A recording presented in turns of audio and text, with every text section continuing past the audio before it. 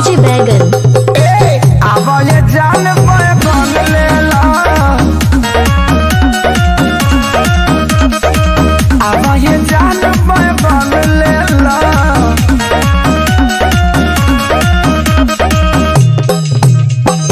कैसे बा? लमका की गोलका लमका 3 रुपया, आ गोलका वो 3 रुपया। कहाँ से ले आइल बड़ा? लमका की गोलका लमका कोड़ार में से, आ गोलका वो कोड़ारे में से। फायदा करी? लमका की गोलका लमका भरपूर, आ गोलका वो भरपूर। ई पाकी कैसे? लमका की गोलका लमका छेदे के परी, आ गोलका वो छेदे के परी। जब दोनों छेदही के पड़ी तो गोलका लमका का कइल बाड़ी?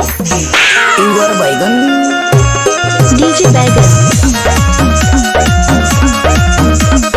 हमारा के पहले ई सकुलिया में सरजी, एकरा के खइला से होला ये लरजी। स्कूल में जालू की सब्जी मंडी में।